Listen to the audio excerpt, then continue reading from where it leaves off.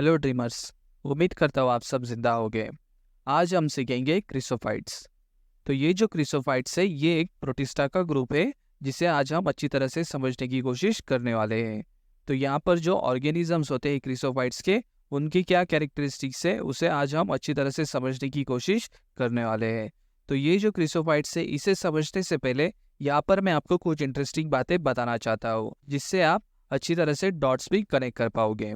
जैसे कि पाकिस्तान के लोगों को वर्ल्ड कप के बाद सबसे ज़्यादा अगर किसी चीज़ ने रुलाया है तो वो इन ऑर्गेनिजम्स द्वारा रुलाया गया है।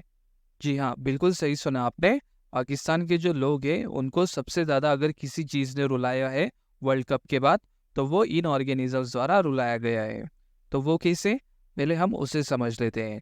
जैसे कि ये जो ऑर्गेनिजम्स होते थे ये क्या करते थे कि ये पाकिस्तान में जो मदिरा बनती थी तो उसे वो कंज्यूम कर लेते थे और उसे कंज्यूम करने के बाद ये पाकिस्तान की सड़कों पर गड्ढे बनाया करते थे, जिसकी वजह से वहाँ के लोग उस गड्ढे में चलते फिरते ही गिर जाया करते थे, जैसे कि आप इस वीडियो में भी देख सकते हो।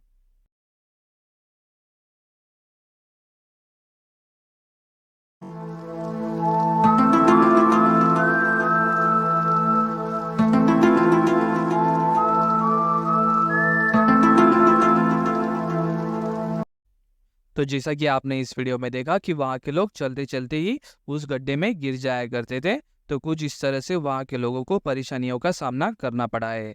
तो जैसे कि हमने देखा कि ये जो ऑर्गेनिजम्स होते थे उन्होंने पाकिस्तान के लोगों को किस तरह से रुलाया है, तो हमने देखा कि ये ऑर्गेनिजम्स वहाँ की मदिरा जो होती थी उसे कंज्यूम कर लेते थे और उसे कंज्यूम करने के बाद हमने देखा कि ये वहाँ की सड़कों पर गड्ढे बनाया करते थे और जिसकी वजह से वहाँ के लोग उस गड्ढे में गिर जाया करते थे। तो कुछ इस तरह से वहाँ के लोगों को परेशानियों का सामना करना पड़ा है। तो अब पाकिस्तान में वर्ल्ड कप का जो ब्रॉडकास्ट है वो बैन होने के बाद अब जो दूसरी चीज़ वहाँ पर बैन हुई है तो वो मदिरा बैन हुई है। तो अब वहाँ पर ना गड्ढे बन पाते हैं और ना ही कोई डॉन बन पाता है। तब आपको ये जो ऑर्गेनिजम्स होते हैं इनका जो ये फीचर है ये अब आपको अच्छी तरह से समझ में आ चुका होगा, जिसमें हमने देखा कि ये ऑर्गेनिजम्स वहाँ की मदिरा को कंज्यूम करते थे और जिसकी वजह से वहाँ पर ये गड्ढे बनाया करते थे। मतलब हम कह सकते हैं कि वो कुआं बनाया करते थे और जिसकी वजह से वहाँ के लोग उस कुएं में गिर जाया करते थे, जैसे कि आप इस वीडियो में भी देख सकते हो।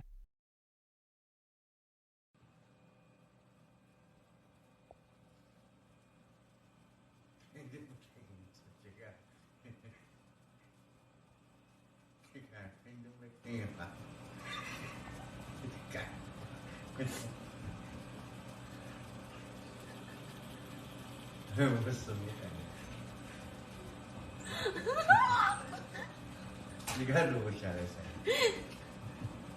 录起没有？录起了。तो अब आपको ये जो ऑर्गेनिजम्स होते हैं इनका जो ये फीचर है ये अब आपको अच्छे से समझ में आ चुका होगा। इसे आपको अच्छी तरह से ध्यान में रखना चाहिए क्योंकि आप इसे बेहतर तरीके से डॉट्स पे कनेक्ट कर पाओगे। तो अब ज़रा हम ये जो ऑर्गेनिजम्स होते हैं क्रिसोफाइट्स के, इनकी क्या क्या कैरेक्टरिस्टिक्स है तो इसे हम एक एक करके अब ज़रा हम समझने की कोशिश करते हैं। तो यहाँ पर आप देख सकते हो कि ये जो क्रिसोफाइट्स होते हैं इनके बारे में ये पहला पॉइंट क्या कह रहा है। This groups includes diatom, silver algae and desmids, golden algae. तो यहाँ पर क्रिसोफाइट्स में जो ग्रुप्स हमें मिलते हैं वो कौन से हैं, यहाँ पर डायटम्स मिलते हैं और डेस्मिड्स मिलते हैं। तो डायटम्स जो होते हैं उन्हें सिल्वर अलगाई कहा जाता है और डेस्मिड्स जो होते हैं वो गोल्डन अलगाई उन्हें कहते हैं। तो ये बात आपको पता होनी चाहिए कि डायटम्स जो होते हैं उन्हें सिल्वर अलगाई कहा जाता है और डेस्मिड्स जो होते हैं उन्हें गोल्डन अलगाई कहा जाता है। फिर अब जरा हम नेक्स्ट पॉइंट को भी समझने की कोशिश करते हैं। यहाँ पर आप देख सकते हो they have chlorophyll A, carotenoids and xanthophyll.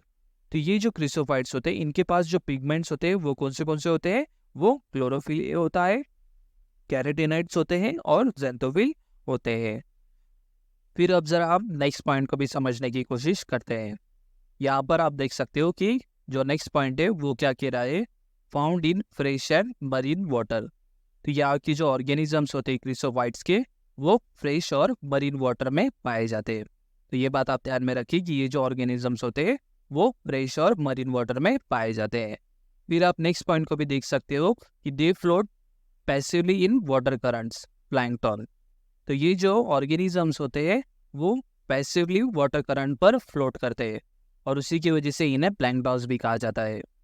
मतलब ये जो ऑर्गेनिजम्स होते हैं उनमें कोई लोकोमोटरी स्ट्रक्चर मौजूद नहीं होता, उसकी वजह से ये जो वाटर की जो करंट्स होते हैं, मतलब वाटर का जो बहाव होता है, उसी के साथ ये फ्लोट कर पाते हैं, तो इसलिए उन्हें प्लैंकटन्स कहा जाता है। तो ये बात भी आप ध्यान में रखिए कि ये जो ऑर्गेनिजम्स होते हैं उन्हें प्लैंकटन कहा जाता है, क्योंकि ये वाटर के मूवमेंट के साथ फ्लो करते हैं, तो इसलिए उन्हें प्लैंकटन कहते हैं।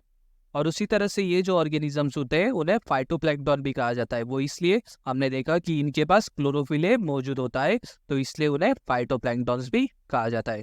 तो अब ये पॉइंट आपको अच्छे से समझ में आ चुका होगा कि ये जो ऑर्गेनिजम्स होते हैं वो पैसिवली मूव करते हैं, मतलब उनके पास लोकोमोटिव स्ट्रक्चर मौजूद नहीं होता, तो इसलिए वो पैसिवली मूव करते हैं वाटर करंट के साथ। अब जरा हम नेक्स्ट पॉइंट को भी समझने की कोशिश करते हैं। यहाँ पर आप देख सकते हो कि नेक्स्ट पॉइंट जो है वो क्या कह रहा है कि their cell wall contains silica so they are glassy and indestructible. तो यहाँ पर जो ऑर्गेनिजम्स होते हैं उनकी जो सेल वॉल होती है उसमें सिलिका प्रेजेंट होता है, और ये जो सिलिका होते हैं कि सेल वॉल में प्रेजेंट होने की वजह से उनमें ग्लासी अपीयरेंस आता है, मतलब उनमें चमक आती है। जैसे कि आप इस इमेज में देख सकते हो, यहाँ पर आप देख सकते हो कि इनकी जो सेल वॉल होती है उसमें सिलिका प्रेजेंट होने की वजह से यहाँ पर आप देख सकते हो कि वो आपको ट्रांसपेरेंट नजर आ रहे हैं। तो ये जो ग्लासी अपीयरेंस आता है वो इसी सिलिका के वजह से आता है। फिर उसी तरह से ये जो ऑर्गेनिजम्स होते हैं ये इंडिस्ट्रक्टिबल भी होते हैं। जैसे कि मैंने आपको बताया कि ये जो ऑर्गेनिजम्स होते हैं इनकी सेल वॉल में सिलिका प्रेजेंट होता है, और सिलिका जो होता है वो सिलिकॉन डाइऑक्साइड प्रेजेंट होता है, जो कि इनऑर्गेनिक कंपाउंड होता है। और ये जो सिलिकॉन डाइऑक्साइड होता है ये काफ़ी हार्ड और ड्यूरेबल होता है, जिसकी वजह से ये ना ही फिजिकली और ना ही केमिकली ब्रेक डाउन हो पाता है। तो इसी की वजह से ये जो ऑर्गेनिजम्स होते हैं वो इंडिस्ट्रक्टिबल भी होते हैं। जैसे कि आप इस इमेज को देख सकते हो, यहाँ पर आप देख सकते हो कि ओशन के फ्लोर पर आपको ये जो वाइट सैंड नज़र आ रही है वो एक्चुअल में सैंड नहीं होता है, वो डेड डायटम्स होते हैं। जी हाँ, बिल्कुल सही सुना आपने।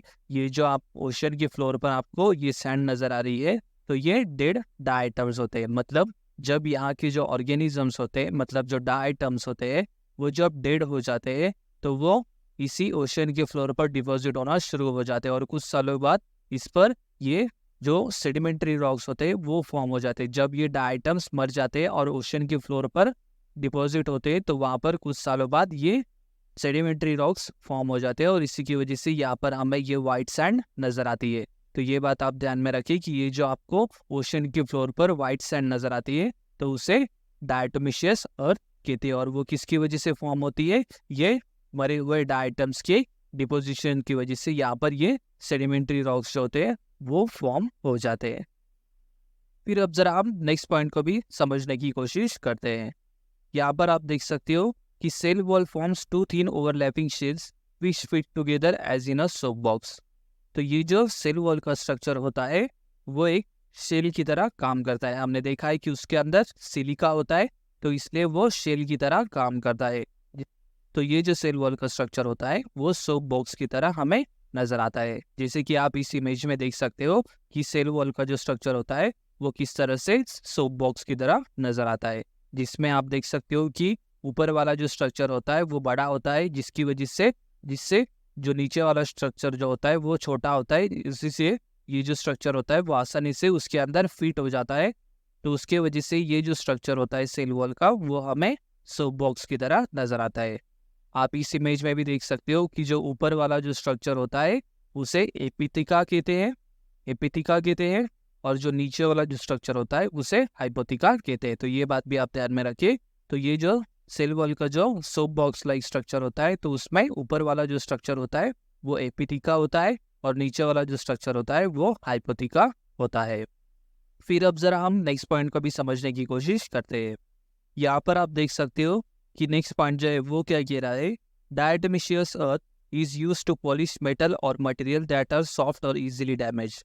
तो डायटोमिशियस अर्थ क्या होता है ये अब आपको अच्छे से पता है। ये जो डायटोमिशियस अर्थ होता है वो ओशन के फ्लोर पर पाए जाते हैं। मतलब जब ये आइटम्स जो होते हैं जब ये डेड हो जाते हैं तो उनका डिपोजिशन ओशन के फ्लोर पर होने लगता है। तो इसी की वजह से हमें ओशन के फ्लोर पर हमें ये डायटोमिशियस अर्थ मिलता है। तो ये जो डायटोमिशियस अर्थ होता है तो वो किस में यूज़ होते हैं, तो मेटल को पॉलिश करने में यूज़ होते हैं। फिर उसी तरह से यहाँ पर आप देख सकते हो कि it is also used in toothpaste और अदर बाथ प्रोडक्ट्स। तो ये बात भी आप ध्यान में रखिए कि ये जो डायटोमिशियस अर्थ होती है वो टूथपेस्ट और डिफरेंट जो बाथ प्रोडक्ट्स होते हैं उसे बनाने में भी यूज़ होता है। और फिर आप देख सकते हो कि diatoms are used in filtration, cough syrups and oils and sound proofing. और ये बात भी आप ध्यान में रखें कि ये जो डायटोमिशियस अर्थ होती है उसे हम फिल्ट्रेशन में यूज़ करते हैं, उससे हम कफ सिरप और ऑयल्स भी बनाते हैं और उससे साउंड प्रूफिंग में भी हमें मदद मिलती है। मतलब जैसे कि आप देख सकते हो इस इमेज में कि ये जो डायटोमिशियस अर्थ होता है उससे ब्रिक्स बनाई जाती है जो कि साउंड प्रूफिंग में मदद करते हैं। तब आपको ये बात भी क्लियर हो चुकी होगी कि डायटोमिशियस अर्थ जो होता है वो किस तरह से हम यूज़ करते हैं। फिर अब ज़रा हम लास्ट पॉइंट को भी समझने की कोशिश करते हैं। यहाँ पर आप देख सकते हो कि लास्ट पॉइंट जो है वो क्या कह रहा है, the items may have bilateral symmetry Navicula और it can have radial symmetry Melosira. तो ये जो डायटम्स जो होते हैं उनमें हमें बायलैटरल सिमेट्री नज़र आती है। बायलैटरल सिमेट्री मतलब क्या होता है कि जो ऑर्गेनिजम्स जो होते हैं जिन्हें हम दो इक्वल पार्ट्स में डिवाइड कर पाते हैं तो उन्हें हम बायलैटरल सिमेट्री कहते हैं। जैसे कि आप देख सकते हो कि ये जो नाविकुला है इससे आप देख सकते हो कि इसे दो इक्वल पार्ट्स में डिवाइड किया जा सकता है, तो इसलिए ये बायलैटरल सिमेट्री हमें इसमें नज़र आती है। फिर उसी तरह से आप इस इमेज को भी देख सकते हो मेलोसिरा, जिसमें हमें रेडियल सिमेट्री नज़र आती है। और रेडियल सिमेट्री मतलब क्या होता है कि ऐसे ऑर्गेनिजम्स जिसे हम दो से ज़्यादा इक्वल हाफ्स में डिवाइड कर पाते हैं तो इसलिए हम उन्हें रेडियल सिमेट्री कहते हैं। तो ये बात भी आप ध्यान में रखें कि यहाँ पर जो रेडियल सिमेट्री होती है उसका मतलब क्या होता है कि यहाँ पर हम जो ऑर्गेनिजम्स होते हैं उसे कई इक्वल हाफ्स में डिवाइड कर पाते हैं तो इसलिए उन्हें हम रेडियल सिमेट्री कहते हैं। तो ये बात भी आपको क्लियर हो चुकी होगी कि यहाँ पर जो ऑर्गेनिजम्स होते हैं यहाँ पर हमें बायलैटरल सिमेट्री भी नज़र आती है और रेडियल सिमेट्री भी नज़र आती है, जिसमें बायलैटरल सिमेट्री का एग्जाम्पल हमने नाविकुला देखा है और रेडियल सिमेट्री का जो एग्जाम्पल है वो मेलोसिरा है। तो अब ज़रा हम जो बातें मैंने आपको शुरुआत में बताई थी उसे कनेक्ट कराने की कोशिश करते हैं। जैसे कि यहाँ पर आप देख सकते हो क्राई है, तो क्या हम क्राई से क्राइसोफाइट्स ले सकते हैं? तो जैसे कि मैंने आपको बताया था कि इन ऑर्गेनिजम्स ने पाकिस्तान के लोगों को रुलाया था, तो उसी तरह से यहाँ पर हमने क्या किया है, क्राई लिया है और क्राई से क्राइसोफाइट्स लिया है। तो यहाँ पर आपको बेहतर तरीके से अब डॉट्स कनेक्ट करते आ रहा होगा। तो हमने यहाँ पर क्राई से क्राइसोफाइट्स लिया है और फिर मैंने आपको ये भी बताया था कि यह इन ऑर्गेनिजम्स ने पाकिस्तान के लोगों को किस तरह से रुलाया था। तो मैंने आपको बताया था कि ये पहले मदिरा कंज्यूम कर लेते थे और फिर बाद में मैंने आपको बताया था कि ये मदिरा कंज्यूम करने के बाद ये पाकिस्तान की सड़कों पर एक नया कुआं बनाया करते थे। तो उसी तरह से क्या हम मदिरा से मेलोसिरा ले सकते हैं? और फिर यहाँ पर आप देख सकते हो नया कुआं है, तो क्या हम नया कुआं से नाविकुला ले सकते हैं? तो अब यहाँ पर आप देख सकते हो कि आप बेहतर तरीके से डॉट्स कनेक्ट कर पा रहे हैं। तो जो चीज़ें मैंने आपको शुरुआत में बताई थी तो वो आप यहाँ पर अब अच्छी तरह से डॉट्स कनेक्ट कर पा रहे होंगे। तो यहाँ पर हमने क्या किया है, हमने क्राई से क्राइसोफाइट्स लिया है, जैसे कि इन ऑर्गेनिजम्स ने रुलाया था तो इसलिए हमने क्राई से क्राइसोफाइट्स लिया है। और फिर क्राइसोफाइट्स के एग्जाम्पल्स कौन से हैं, मेलोसिरा है और नाविकुला है। तो हमने मदिरा से मेलोसिरा लिया था और नया कुआं से नाविकुला ले लिया है। तो अब आपको ये बात ध्यान में रखनी चाहिए कि क्राइसोफाइट जो है उनके एग्जाम्पल्स आपको कौन से पता होने चाहिए। तो नाविकुला और मेलोसिरा ये जो दो एग्जाम्पल्स है ये आपको अच्छी तरह से पता होना चाहिए। जैसे कि हमने देखा कि नाविकुला में बायलैटरल सिमेट्री हमें मिलती है और हमने देखा मेलोसिरा में हमें रेडियल सिमेट्री मिलती है। तो ये सारी चीज़ें अब आपको अच्छी तरह से पता लग चुकी होगी, जो कि आप अच्छी तरह से डॉट्स भी कनेक्ट कर पा रहे हैं। तो मैं उम्मीद करता हूँ कि अब आपको ये जो क्रिसोफाइट्स है ये अब आपको अच्छी तरह से समझ में आ चुका होगा, और अगर नहीं भी समझ में आया हो तो कल फिर से कोशिश कर लेना। Thank you.